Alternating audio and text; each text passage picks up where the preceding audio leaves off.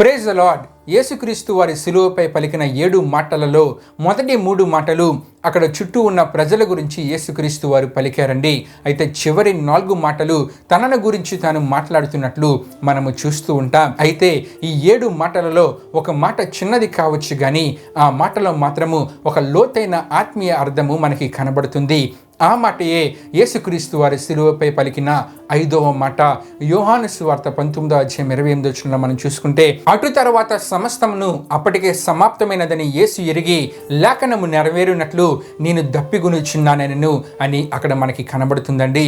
యేసుక్రీస్తు వారి పరిస్థితి మనం ఆలోచిస్తే గనుక గ్రిగోరియన్ క్యాలెండర్ ప్రకారము గురువారము రాత్రి గెత్సెమనే తోటలో యేసుక్రీస్తు వారిని పట్టుకున్నారండి. మొదట కైఫా దగ్గరకు, తరువాత పిలాతు దగ్గరకు, తర్వాత హేరోదు దగ్గరకు, మరలా పిలాతు దగ్గరకు తీసుకుని వచ్చారు. పిలాతు తన భార్య చెప్పిన మాటకు భయపడి యేసుక్రీస్తు వారిని చంపకుండా తప్పిద్దామని కొరడాలతో కుట్టించాడు. కానీ అక్కడున్న ప్రజలు ఆయనను సిలువ వేయండి, సిలువ వేయండి అని గట్టిగా కేకలు వేయడంతో యేసుక్రీస్తు వారిని ప్రజలకే పిలాతు అప్పగించేశాడండి. అయితే శుక్రవారం ఉదయం యేసుక్రీస్తు వారు పెట్టి బెల్లం అనే అడ్డకర్రను మూసుకుంటూ గోల్గొతాకు వచ్చారు.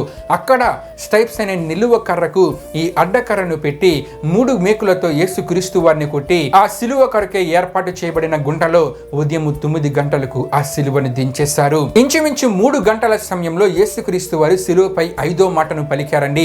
అంటే యేసుక్రీస్తు వారు అప్పటికే 6 గంటల సమయము సిలువపై వేలాడుతూ ఉన్నారు. చేతులకు మేకులను కొట్టారు కాబట్టి ఊపిరి తీసుకోవడం కష్టమండి.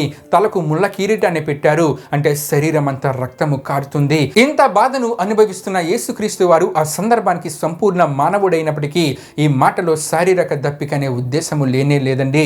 లేఖనము నెరవేరినట్లు యేసుక్రీస్తు వారు ఈ 5వ మాటను పలికారు.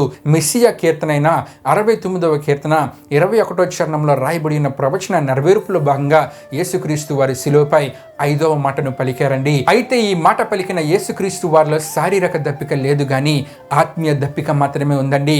అంటే నశించిపోతున్న ఆత్మలు రక్షించబడాలనే యేసుక్రీస్తు వారి శిలువపై తన ప్రాణాన్ని పెట్టారు కనుక నశించిపోతున్న ఆత్మల కొరకైనా ఆత్మీయ దప్పిక యేసుక్రీస్తు వారిలో ఉంది. గనుక యేసుక్రీస్తు వారిని ఆరాధిస్తున్న మనలో కూడా నశించిపోతున్న ఆత్మల విషయమైన ఆత్మీయ దప్పిక ఉండాలండి.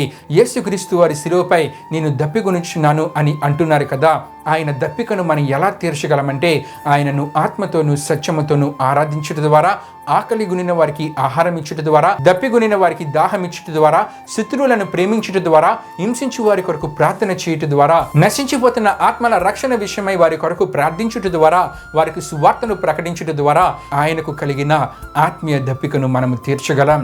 ఆమేన్.